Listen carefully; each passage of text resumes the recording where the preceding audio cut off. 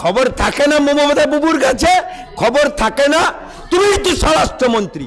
ওরে আমার মমতা বাবু রে, ওরে আমার মমতা খালা রে, ওরে আমার মমতা পারে, নট করে মুখ্যমন্ত্রী 2021 সালে 5 to 7% ভোট পেয়েছো হিন্দু, আর বাকি 100% মুসলমান ভোট পেয়ে তুমি জিতে আছো।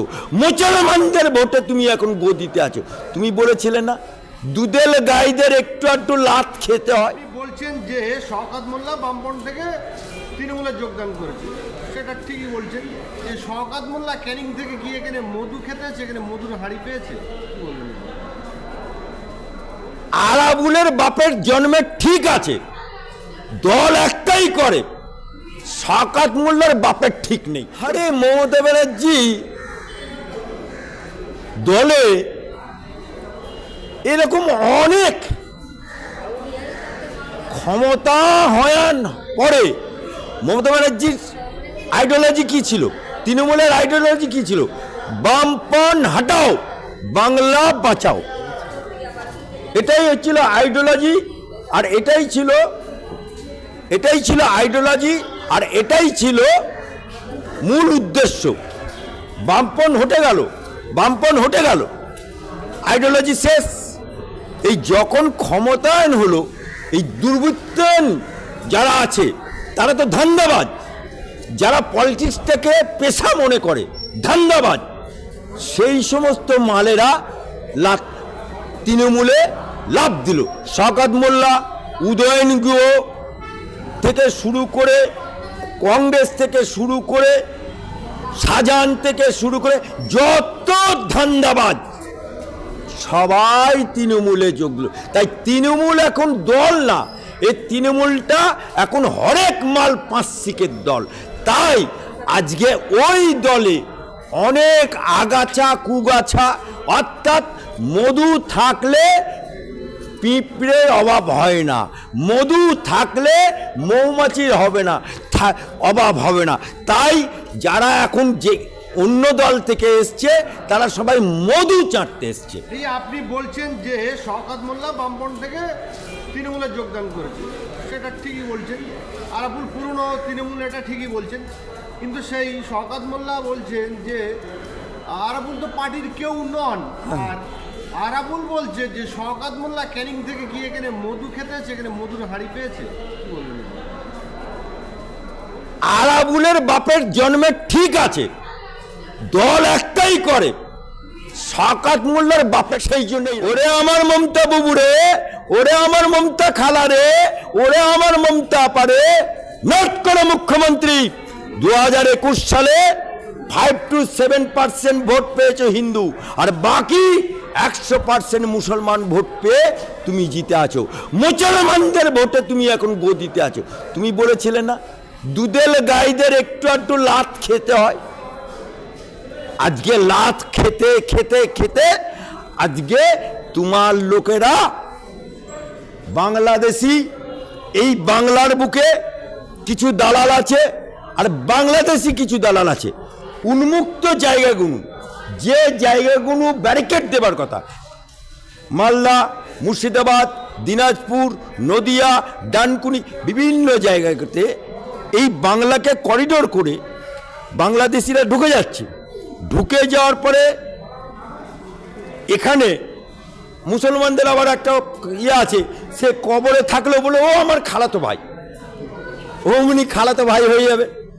অমনি পঞ্চায়েতের প্রধান বলবে রেসিডেন্সিয়াল সার্টিফিকেট দিল, আমার খালাতো ভাই, রেসিডেন্সিয়াল সার্টিফিকেট পেয়ে গেল প্রধানের, সেটার বেসিসে ভোটার কার্ড হয়ে গেল, সেটার বেসিসে আধার কার্ড হয়ে গেল, সেটার বেসিসে পাসপোর্টও হয়ে গেল। আজকে ভোটার কার্ডে নাম তুলছে কে?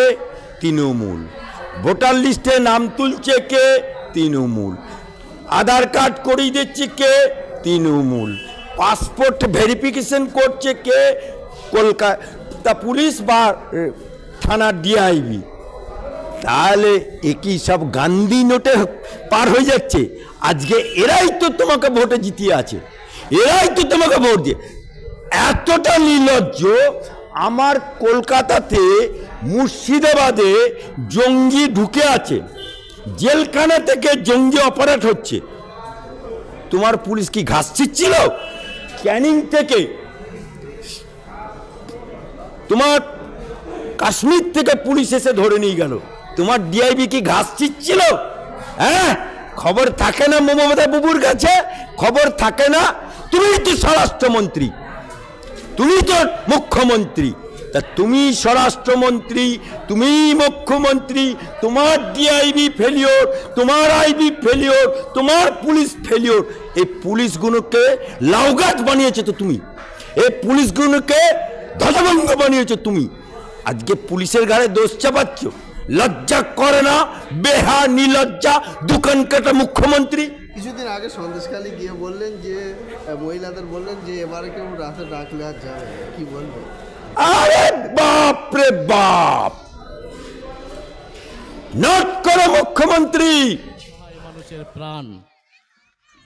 ধন্যবাদ জানাই আজকের সবার সম্মানীয় সঞ্চালক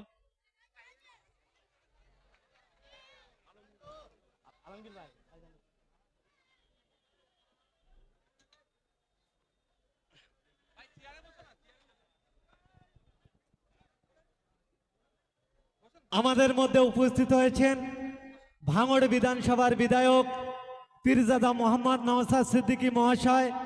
আমরা খুবই গর্বিত, ভাঙড় বিধানসভা কমিটির তরফ থেকে ওনাকে অসংখ্য অসংখ্য ধন্যবাদ জানাই এবং ধন্যবাদ জানাই সকল ভাঙড়বাসীকে জানাদের প্রচেষ্টায় এমন একটা মহৎ কাজ হচ্ছেন। এখন বক্তব্য রাখছেন মুফতি আলামিন মহাশয়।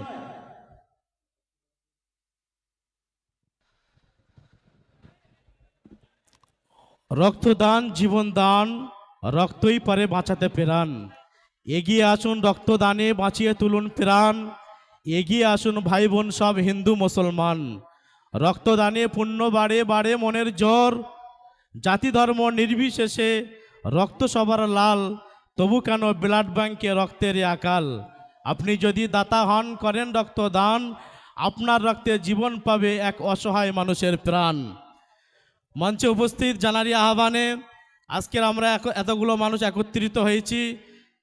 ভাঙড় বিধানসভার সম্মানিত বিধায়ক পীরজাদা নওশাদ সিদ্দিকী মহাশয় উপস্থিত, মঞ্চে ইন্ডিয়ান সেকুলার ফ্রন্টের রাজ্য সম্পাদক বিশ্বজিৎ মাইতিদা উপস্থিত, দক্ষিণ 24 পরগনা জেলার জেলা সভাপতি মাননীয় মালিক মহাশয় ও উপস্থিত একাধিক নেতৃত্ববর্গ ও সমাজসেবী সকলকে আজকের এই প্রোগ্রামের পক্ষ থেকে ও আমার পক্ষ থেকে হার্দিক অভিনন্দন জানিয়ে কয়েকটি কথা জানি। আজকের আমরা এই সোনপুর সবজি বাজারে দ্বিতীয়বারের জন্য একত্রিত হয়েছি।